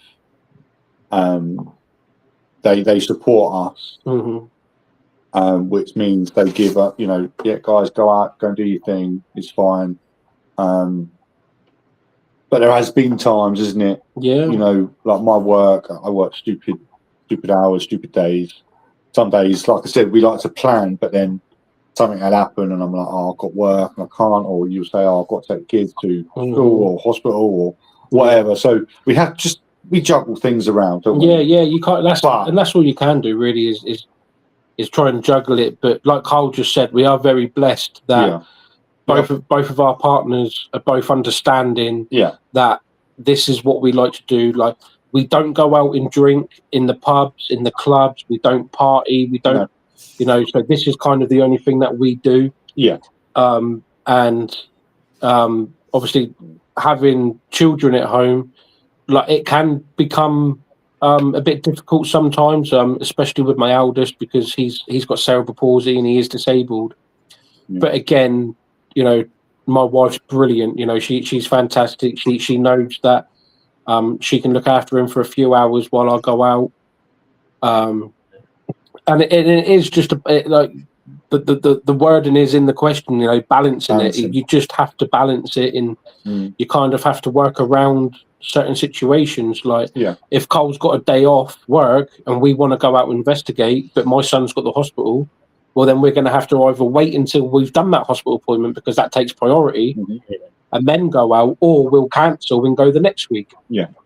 And then it's vice versa. If I really want to go out and Carl's got work, then I've got to understand and wait, and then we'll go out when he's free. And it's just balancing it all out, juggling it all. Lone investigation that you did was because I couldn't make it out that night. Yeah. So Daryl said to me, "Look, would it be okay if I go and do a lone investigation?" And I said, "Yeah, of course, it'd be great for the channel. Why not?" So yeah, we just balance things. It works, doesn't it? It does work. It works really well. And we've got over 350 videos up on YouTube now or something. And a lot of that was done in the first year. And we was, like Carl said earlier, we was out 48 weeks at 52. And that's testament to our partners, because it's not the fact that they let us go out, because obviously, we're all adults. Yeah. But it's the fact that, they want us to go out. They're happy for us to go out and do it. And as long as we don't take the mickey and stuff like this and that with it, and say that, we're going to be out for 4 hours, but we're out for 15. So no, good question, Myers. And I think it does just literally boils down to the fact that we work well with each other. We know what we can and what we can't do, and when we can and can't do it. And we've both got partners that support us. And it really does make a difference to have, the girls in our lives that we have got, because they are just understanding of it. Yeah. And I think half the time they're women, so they're quite happy just to get rid of us for a few hours, so they can have a bit of peace and quiet. Have the TV to themselves. That's it. Now we know what it was about. Yeah. But also, what's nice is we can go out, but because the girls are very close, they'll stay in and watch a film together or have a drink, and all the kids will get together, and so it's so like nice. Cole's kids with Shah, they'll be upstairs with my kids, and they'll all be playing computer video games. The girls will be sat downstairs watching whatever stuff they watch on the TV, having a glass of wine or a cup of tea. And so it works really well. Really well. Very fortunate. But yeah, thank you for the question. Yeah, Myers. thanks, Myers. Yeah, appreciate that, bud. Said go me and Lindsay. Yeah. Yeah. And Yeah. just strong women. Yeah, woohoo for stronger women. We'll tell you the real reason after this live.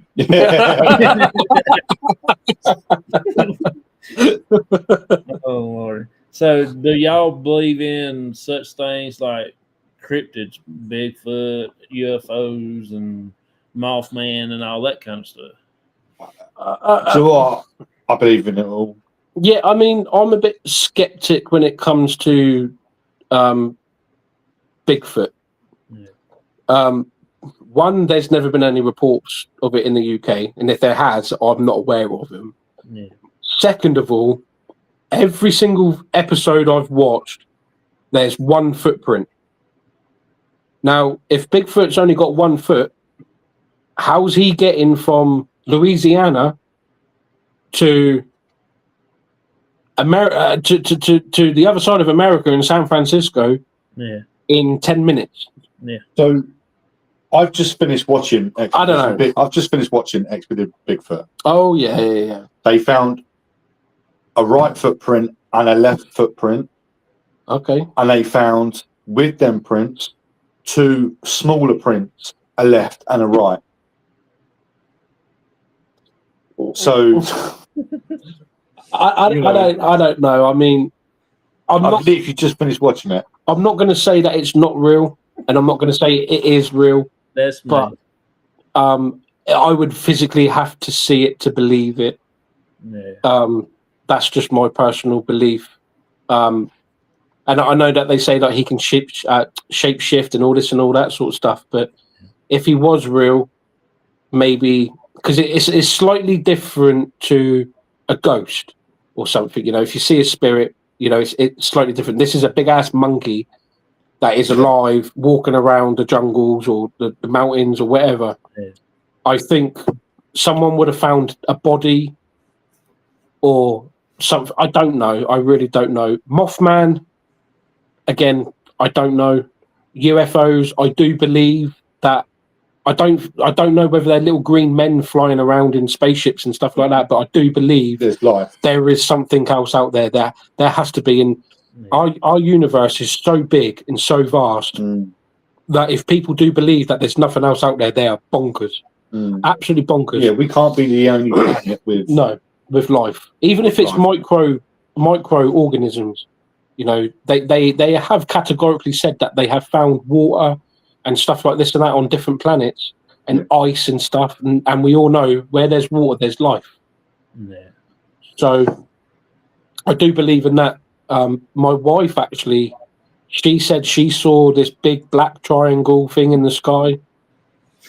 And yeah, I believe her. I've got, you know, she had no reason to lie to me. So I do believe her, but I would physically have to see it to believe it. I've seen weird things in the sky before, but could it be a Chinese lantern? Could it be some sort of aircraft that we're not familiar with? Or I don't know, but yeah. See what I mean? Look, Charlene, don't get cold started on Bigfoot. You won't shut him up. Look, I'm literally watching it, and she's going, "Ooh, what a load of rubbish!" And I'm like, "No, look, they just found, you know, yeah." I believe. But like, he could be real. He could be real. You know, there is big ass monkeys out there. You know, big ass monkeys. In maybe that's what people are capturing. I don't know, but I would have thought someone would have captured him fully on one of them track cameras or something along them lines. Yeah, that's just my opinion. Yeah. Yeah. What about like well, you know what I'm gonna say, because black-eyed children. Yeah, because every time, if you ever see me doing the show at night and you see me looking like this, I'm looking out the window just because I don't want to see nothing looking back in at me. I don't have no blinds or curtains on that window. See?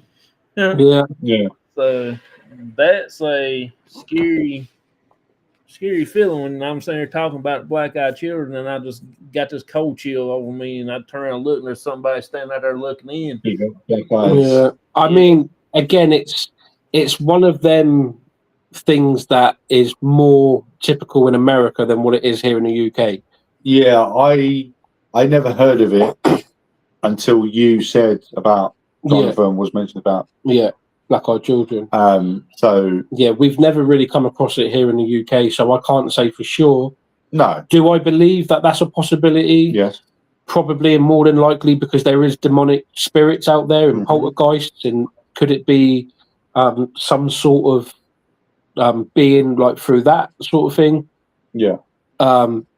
Have I ever seen one? No. Would I like to see one? Yes. It would be a good capture. And if they haven't got black eyes, and I did see one, it's sure going to have one after I've punched it in the face. I tell you that for nothing. Yeah, you can thank Abyss Paranormal about that, because she got me on the Water Babies, and Mr. Fedora, he was in here earlier. He got me on Black Eyed Children. So them two, I don't like to go swimming in the water now and hang out in the woods because of them two rascals right there. Yeah. You know, I mean, I would love to just travel over there, hide in the woods when I know he's going on a location, dressed up like a black-eyed child, and just dance out on a tree. That shit him up. That would be mad, wouldn't it? I'll probably get shot.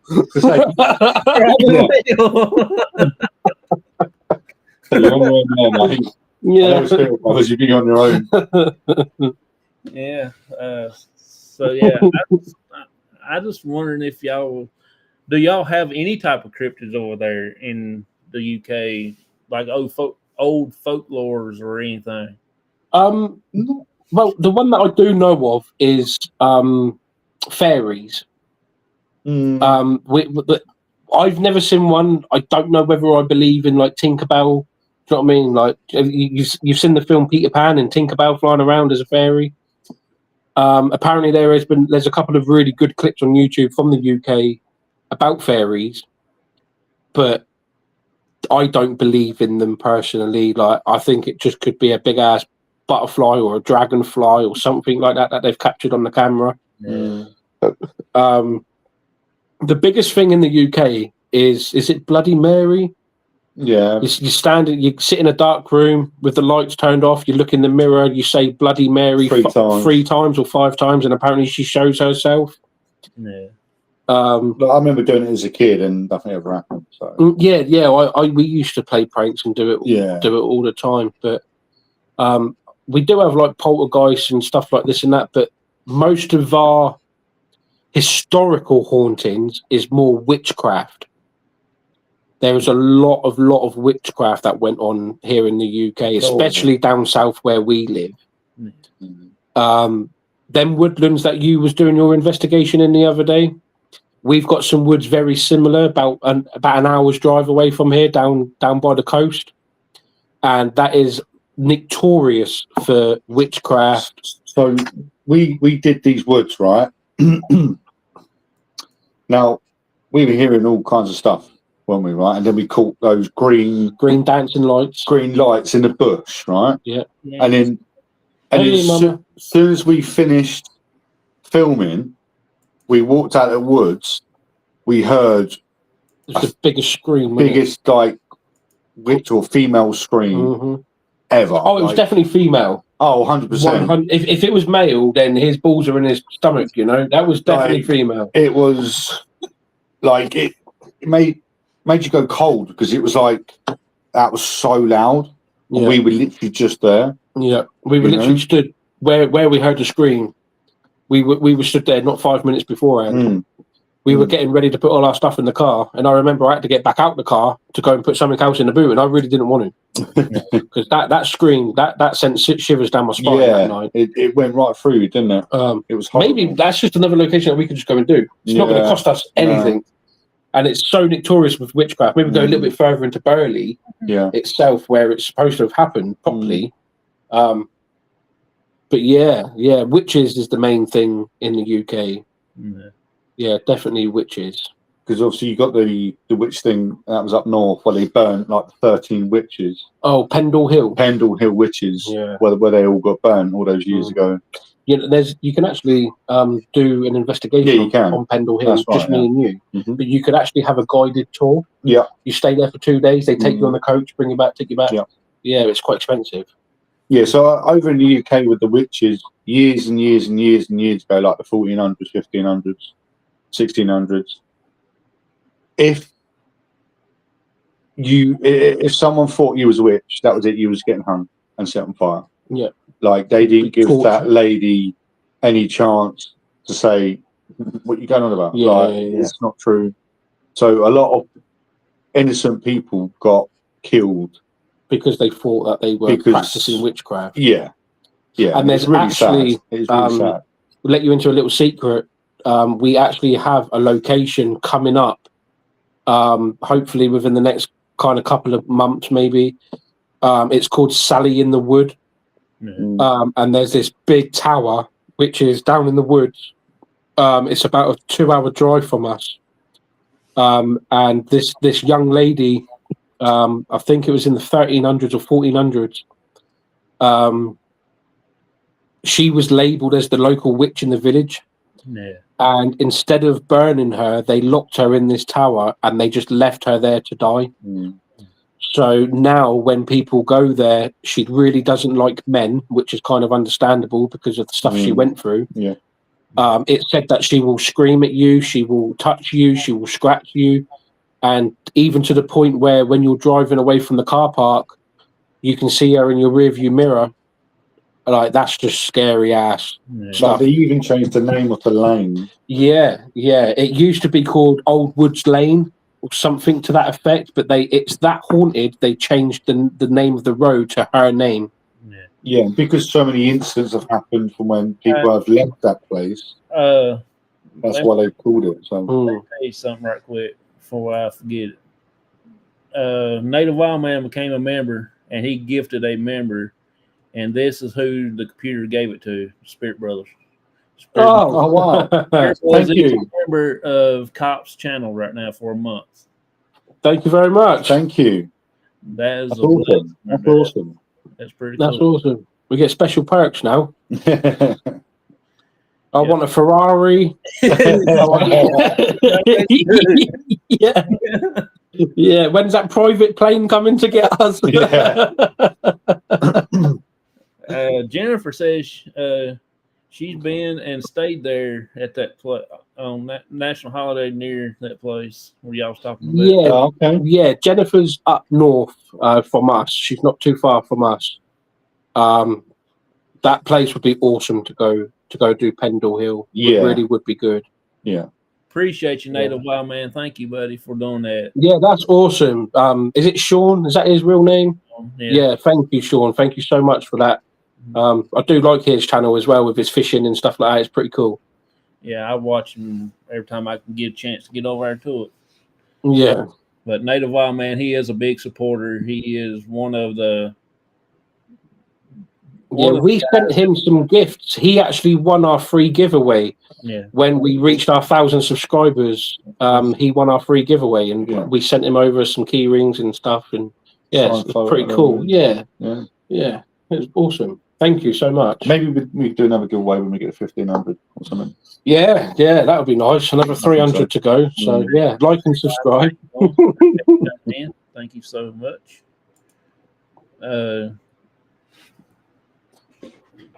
I've really can't wait to get over there because I know there's going to be some cool places, cool investigations going on, and and stuff like that. Yeah, we can't wait for you, mate. We can't wait. Hopefully, we get some good signals. We can do a live show and stuff like that. So that'll be... we'll just go. We'll definitely take you somewhere where we know that we've been before and we can go live. Mm-hmm. Absolutely. So that would be pretty awesome. Yes.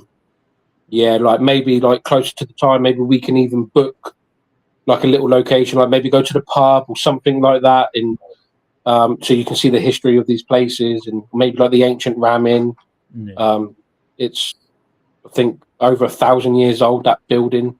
And you never know, we might capture something new. Having an American there with us, they might be thinking, what the hell is this guy doing? And that would be pretty awesome to see on the camera. So yeah. I've got a feeling though, when I come over there, I won't be doing a lot of investigation. There's going to be a lot of people investigating me, won't listen to me talk. Where I go. Yeah. Well, you have to learn the English accent. Well, I got the English accent. I don't talk. You have to learn our lingo. Would you like a cup of tea? Yeah, we drink lots of tea over here. Lots They of probably tea. would think I'm a little off. You'd end up going to one of the mental hospitals over here. This guy's escaped. He ain't taking his medication today. Yeah. Nah, it'll be awesome. We get a lot of American tourism over here, especially up in London, and a lot of Japanese people as well. A lot of Japanese up in London. So, yeah, me and the wife actually, we bumped into an American the other day. We went to get an Indian, and there was an American lady. And I knew she was American because I heard her accent straight away. I said, "You're from America," and she said, "Yeah." We got talking about Indian food for 5 minutes, and we was like, "Oh, we've got a friend who lives in America," and she was like, "Cool." She married an Englishman who moved over here. Oh, really? So they are over here. You guys are over here. Yeah. We go to the tunnels. Yeah, virus. I won't be going back to those tunnels. I'll go through the tunnels. I've been in confined spaces before. Yeah, I would go back there, but if Carl doesn't want to, I understand it because I know that there's going to be a location in the future that Carl will probably want to go back to, and I'm going to be like, no. Like, I remember what happened last time. You're mad. Yeah. So no, I fully get it. I've put on a little bit of weight in the last year, so I might not even get through the whole. Now that will get views. Just my little ass hanging out this hole, cold cracking up. Yeah, that would be fun. Yeah, seeing this fat little Englishman stuck in a hole.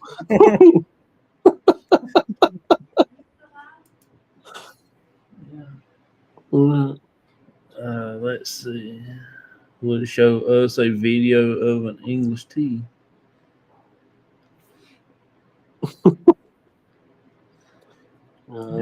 We do drink a lot of tea over here in the UK. It is one of our things. Like, you're supposed to drink it and then lift your little finger up. And, do you know what I mean? Like all the posh people do, but yeah. Yeah. I just like to dunk my biscuits in there. Yeah, I do that now. Stick my finger up and everybody just laugh at me. Especially when I'm at work and stuff like that. People just think I'm crazy and all that stuff. I think the most famous things that we're famous for in the UK is our tea, our breakfasts, and our fish and chips. That's the three main things. A nice English breakfast with baked beans and hash browns. You're missing out the biggest thing. What? Roast dinner. Oh, roast dinner. Yeah, I suppose. Yeah, every Sunday you have a roast dinner. The biggest thing. Didn't even think about it. I had one yesterday. Sunday, millions of people will sit down in England and have a roast dinner. I had mine yesterday. There you go. Yeah, I cooked mine yesterday. See? Yeah. Yeah. But you can't beat sausage, egg, and beans for breakfast. Yeah, so, baked beans for breakfast. Anybody in the chat have any questions for these two before we get off of here? If so, we'll take the 3 or 4 right quick, and then we will finish up and get on out of here. As I know y'all will probably be busy tomorrow. So yeah, it's 10 o'clock here, 10 p.m. UK time. Yeah. I'll be heading off to bed here in about half an hour, 45 minutes. Yeah. Get up and do the college runs in the morning. Yeah. Alrighty. So anything you wanted to say before we quit and get out of here? Anything y'all want to? No, just appreciate you for having us on. We really enjoyed it. It's been really insightful. And obviously, maybe in the future we can come back on again. That'd be pretty awesome. Yeah, y'all are welcome here anytime. Yeah, but we really do appreciate it. It's been nice, hasn't it? Yeah, it has been really nice. It's been different. Yeah, it's been nice. You know, obviously you've been on our show a couple of times now, and it's always been good fun, and everyone's laughing and giggling and stuff like that. That's what I like about the community, like the paranormal community. Yeah. It's just everyone's just together, and there's always the same people coming in, and you know, yeah, definitely, love it. Nightman's wife's got a question there for y'all. How long have you been doing investigations?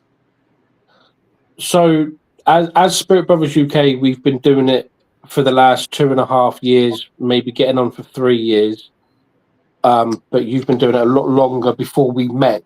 Yeah, I've probably 20 years. 20 years 25 now. years, I've been about 20 years. I've been doing investigations. Like I never used to do my own. I used to go and pay to go and join a group and do investigations with them. And they had mediums there and all sorts. So, but yeah, I've been about 20 years. About 20 years. Yeah. But yeah, together about 2.5 to 3 years we've been doing it together, and look forward to the next 3 years. Yeah, absolutely. Thank you, Auntie Mama. Thank you. Appreciate you so much. I feel privileged to have come on here. So thank you. Stop by and get our coffee in the morning. I know she likes the googly eyes over there. She's something else. She's a blessing. She's a big blessing. Myers said it was super awesome being with y'all tonight. I have to run. Appreciate you, Myers. Thank you so much. Yeah, appreciate you, Myers. Thank you so much. Take care. Hope you have a good night, and appreciate you coming in and hanging out with us. So, thank y'all for coming on, hanging out with me. No problem. Enjoyed it. Was a blessing to have y'all here, and y'all are more welcome to come back again. Just let me know when y'all are free and y'all want to come back, and we'll So I know we've wanted to come up and do it with you for a very long time now. It's just the time difference. Yeah. So that's why we really appreciate you coming on so early, just so you can get us on. So yeah, it's been great, fantastic. Really enjoyed it. So yeah, thank you, Jonathan. Definitely look forward to doing another one with you. It's been amazing, and maybe somehow, I don't quite know how, but maybe we could all set up a live together and go out and do a location, and have you come up as see if you think or feel or see anything. That'd be pretty. That'd be cool. That'd be pretty mad. Yeah. I am going to be doing this springtime when it gets a little bit warmer than what it is now. We will be going out, and me and my dad, we're going to do a Victorian picnic. Oh, okay. I'm a big Victorian kind of person. I like that time of era. So I want to do which I'm not going to have the Victorian food like they did. I ain't eating no tongue or nothing like that. I'm going to have normal food, and drink a Pepsi, and that's it. I ain't eating no tongue and whatever other stuff was back in the day. But we're going to do that. I'm going to have several different people up on the panel. We're going to talk about what we eat and what location we're at. And I mean, not give specifics, but the name of the cemetery or whatever. So if y'all want to be joining in on that on one weekend, that Saturday or something, absolutely, like about the same time we did today, 3:00. That way, we just have a good time and fellowship, and also see what everybody's taking on their picnics. Yeah, walk around, show some stones and stuff like that. Just pretty fun. We'll have a big live. I think I can get 10 people on here, so we'll have 10 spots. Oh wow, that's cool. Yeah, that'd be crazy. Yeah. So definitely look forward to that in the spring. That'd be awesome. Yeah, that would be so. Thank y'all so much. Appreciate each and every one of you. No, thank you. Like seriously, and for anybody who's new in here or from our side, please make sure that you put a thumbs up to Jonathan's channel. He's an amazing guy, a really good host, great investigator, and a really, really good friend. So yeah, thank you so much for having us. It's been a blessing. Yes. So we will try to get Off the bed. Yeah. Got to work tomorrow. Yep. So Mhm. I will see y'all later. Thank y'all so much. Have a wonderful, blessed day, and I Thank will you. be. Bye bye, y'all. See y'all. Bye bye, everyone. Thank care. you.